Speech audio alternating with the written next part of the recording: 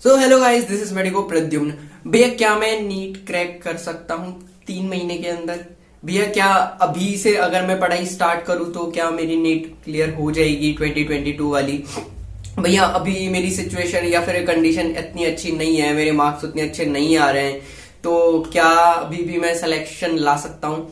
तो ऐसे बहुत सारे सवाल आपके मन में चल रहे होंगे। I definitely know. और ऑब्वियसली बात है, क्योंकि ये टाइम है अब जब प्रेशर बिल्ड होना, ऑब्वियसली बहुत सारा प्रेशर बिल्ड हो चुका होगा आपके दिमाग में, और बिल्ड होते होते लास्ट में मैं बता रहा हूँ ये प्रेशर कुकर ही बन जाता है दिमाग, है ना। और सवाल आते हैं कि होएगा नहीं होएगा, हो जाएगा क्या? तो इन सारे सवालों के मैं जवाब दूंगा आपको, है ना। और सच्चाई बताऊंगा, प्रैक्टिकल बात बताऊंगा।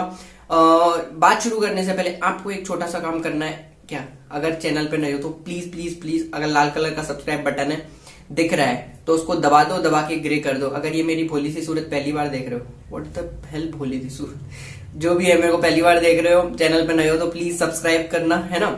तो चलो शुरू करते हैं बिना किसी नेगेटिव मार्किंग के। ओके सो इस सवाल का देखो जवाब मैं दो तरीके से दे सकता हूं कि क्या नीट 3 महीने में क्रैक की जा सकती है अगर आप 0 लेवल से स्टार्ट कर रहे हो, अगर आप अभी सोच रहे हो कि आप नहीं हो, या फिर आपको लगता है कि हो जाएगा but you are unsure about your rank, about your dream college, ठीक है। तो इसका आंसर मैं दो तरीके से दे सकता हूँ। या तो मैं आपको बोल सकता हूँ कि हाँ भाई हो जाएगा, बहुत आसान है, आराम से कर लेगा तू। एक तरीका है मेरे पास, एक रामबाण इलाज बताता हूँ। क्या? मेरा कोर्स चल रहा है 10,000 में, ले ले। 10,000 में कोर्स मिल रहा है, ले ले, है ना। तो ये आपको भी पता है, प्रैक्टिकल बिल्कुल नहीं है ये, बस आपको इमोशनल करके मोटिवेट कर देंगे बहुत ज्यादा, और पैसे खींचने का तरीका है ना। नाउ ग्राउंड बेसिस पे सच्चाई क्या है, ठीक है। अगर आप ये कहो कि 0 लेवल से आप स्टार्ट करना चाह रहे हो, है ना, तो नीट क्रैक हो जाएगी क्या 3 महीने में? नीट क्रैक हो जाएगी क्या? तो इसका अगर सही जवाब मैं दूं, देखो अब बहुत सारे लोग ये कह देंगे डिफिकल्ट है लेकिन इम्पॉसिबल नहीं है, है ना। ये मैं भी कह सकता हूँ, है ना। डिफिकल्ट है मैं मानता हूँ, इम्पॉसिबल नहीं है, इम्पॉसिबल तो कुछ भी नहीं है। बट यहाँ पे ना अपन थ्योरी या फिर जो भी वो कहते हैं ना, क्या कि बातें बतंगड़ बनाने नहीं आए, है ना। अपने को चाहिए रिजल्ट, अपने को चाहिए प्रैक्टिकल बात की ग्राउंड लेवल पे क्या पॉसिबल है, क्या हो सकता है, क्या रियलिटी है ना। ख्यालों की दुनिया में बहुत सारी चीजें हो सकती है। तो 3 महीने में अगर आप 0 लेवल से स्टार्ट कर रहे हो, ठीक है, मैं भी नहीं कह रहा कि इम्पॉसिबल है ना। पर नीट यार, जो लोग कहते हैं ना, वैसे बहुत सारे लोग मिल जाएंगे। मैं चाहूं तो मैं भी कह सकता हूं कि ठीक है मैंने भी 12th के साथ की थी और 3 महीने में ये कर दिया, मैंने वो कर दिया। तो जो लोग कहते हैं ना, मैं सच्चाई बता रहा हूं, आप एक बार उनसे खुद से जाके पूछें कि उन्होंने खुद ने कितनी पढ़ाई करी थी, है ना। हो सकता है आपको बात बुरी लगे, पर एक बार खुद से जाके पूछ लेना। बहुत सारे यूट्यूब चैनल्स आपको मिल जाएंगे कि यार 3 महीने में हो सकता है ना। अब सच्चाई क्या है मैं आपको बताता हूं, है ना। 0 लेवल से तो देखो बहुत बहुत ज्यादा डिफिकल्ट है। मैं भी नहीं कह रहा कि इम्पॉसिबल है, और बहुत बहुत ज्यादा डिफिकल्ट है और इम्प्रैक्टिकल सी बात है ना। बट अब मैं आपको सच्चाई बताऊं कि 0 लेवल पे कोई नहीं होता, है ना। 0 का मतलब ये है कि आपको अभी तक नहीं पता, है ना, आपको नीट के बारे में पता भी नहीं है, और घर वालों के कहने पे आपने फॉर्म भर दिया है ना। ऐसे भी होते हैं, बहुत लोग होते हैं, ठीक है। हो सकता है काफी लोग वीडियो ये देख भी रहे हो, है ना। तो उन लोगों के लिए मैं कहूंगा कि बहुत बहुत बहुत ज्यादा डिफिकल्ट, बहुत ही ज्यादा डिफिकल्ट है ना। बट अब आप प्रैक्टिकल बात करते हैं, मोस्ट ऑफ द लोग जो है ना, तो होता क्या है कि आप 0 लेवल पे कोई भी नहीं होता भाई साहब, है ना। क्यों? आपको बस ये लगता है कि यार मेरी सिचुएशन अच्छी नहीं है, अभी मैं अभी सिलेक्शन रेंज के अंदर नहीं हूं, या फिर मेरी प्रेपरेशन अच्छी नहीं है ना। सो बेसिक बात ये होती है कि आपने पढ़ा सब होता है, बट आपने क्या रिसेंटली नहीं पढ़ा, तो आपके दिमाग में कॉन्सेप्ट क्लियर नहीं है, चीजें क्लियर नहीं है, और आपने रिवाइज नहीं किए हुए। So when you go for the test, आप जब टेस्ट देने जाते हैं, आप क्वेश्चन सॉल्व करते हैं बैठ के, तो आपसे नहीं हो पाता, है ना।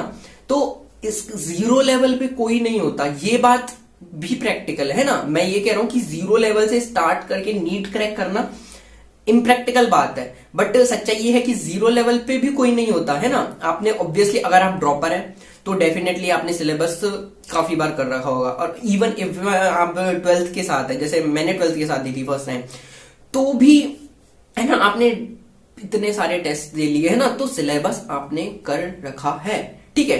अब ये हो सकता है कि आपके टेस्ट में मार्क्स ना आ रहे हो, है ना। हो सकता है आपके 500 आ रहे हो, 400 आ रहे हो, 300 आ रहे हो, इवन हो सकता है आपके 200 मार्क्स आ रहे हो, ठीक है। सो अब आपको लगता है कि मैं जीरो लेवल पे हूँ, जीरो लेवल पे नहीं हूँ, लेकिन सवाल ये क्या यहां से मैं 200 से 300 से 400 से क्या सिलेक्शन मार्क्स में आ सकता हूँ, है ना।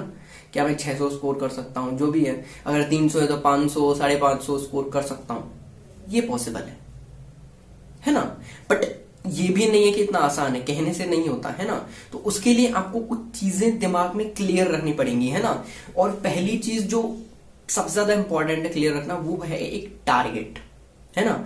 ऐसा नहीं है कि आप 720 का टारगेट रख रहे हो अगर आपके अभी 300-400 नंबर है ना। आप पहले अपना टारगेट फिक्स कीजिए। अब मैं ये नहीं कह रहा कि आप टारगेट जैसे सपोज कीजिए आपके अभी 400 नंबर आ रहे हैं, है ना। आपने टारगेट सोच लिया कि 550 नंबर आ रहे हैं, तो आपको नीट में 550 ही नंबर लाने, नहीं। आप नेक्स्ट पेपर का टारगेट सेट कीजिए, जो भी आप अगला पेपर देने जा रहे हैं, चाहे वो कोचिंग में हो, है ना। टारगेट फिर से इम्प्रैक्टिकल नहीं होना चाहिए, है ना। 20 नंबर, 30 नंबर, 50 नंबर, 70 नंबर, ऐसे ज्यादा का टारगेट सोचिए अभी जितने आपके अपने आ रहे हैं ना। फिर उसको धीरे धीरे बढ़ाते जाइए, तब जाके आपका फाइनल टारगेट सेट होगा, है ना। शुरुआत में आप सोच लो कि नहीं नीट में मेरे को 600 नंबर लाने, 650 लाने, फिर से वो बात इम्प्रैक्टिकल होगी। सच्चाई यही है, अभी से आप सोच के बैठोगे कि अगले टेस्ट में मेरे को इतने लाने, है ना। फिर आप वो लाओगे, उसके बाद फिर से आप ये सोचोगे कि उसके अब अगले में मेरे को इतने लाने, अगले में मेरे को इतने लाने, है ना। फिर जब हम मेजर पेपर करने शुरू करोगे नीट से, ये मान लो आप 1 महीने पहले जून के स्टार्ट में आप मान लो, तब वहां पे आपकी रियलिटी, आपका बेस इतना प्रॉपर, इतना मस्त बन चुका होगा कि आप आराम से नीट के अंदर घुस चुके होगे और अच्छी रैंक इस्टेब्लिश कर पाओगे, है ना। तो first thing is make your target for the recent paper, है ना। ऐसे नहीं कि हवा में अगला ही सीधा की नीट की वो इतने ले आएंगे, है ना। अगले पेपर के लिए टारगेट अचीव करो। दूसरी सबसे बड़ी गलती जो बहुत सारे लोग करते हैं ना, कि सारा सिलेबस कंप्लीट करोगे आप, सारा सिलेबस ही मैं ये कर लूं, मैं वो पढ़ लूं, मैं ये कर लूं, है ना, कि भैया मैं 14 घंटे पढ़ लूंगा नीट में 3 महीने के लिए, हो जाएगी क्या। देखो पढ़ ही नहीं पाओगे। देखो मैं ये नहीं कह रहा कि नहीं पढ़ सकते, बट प्रेशर खा जाएगा आपको, टेंशन खा जाएगी, है ना। सो प्रैक्टिकल बात ये है कि सारा सिलेबस आप कवर 3 महीने में, अगर आपकी सिचुएशन सही नहीं है ना, मैं कह रहा हूं कि अगर आपके अच्छे मार्क्स आ रहे हैं तो आप फिर अपने कॉन्सेप्ट्स को मोर बेटर कर सकते हो, है ना। अपने आप जो गलतियां उनको इंप्रूव कर सकते हो, आप अच्छा स्कोर कर सकते हो। बट अभी अगर आपकी सिचुएशन सही नहीं है, मैं उस केस की बात कर रहा हूं, तो उस केस में आप क्या करोगे, पूरा सिलेबस अगर कवर करने की कोशिश करोगे तो आप ये मान लो खुद के लिए एक गड्ढा खोद रहे हो और फिर खुद उसमें जाके कूद रहे हो, है ना।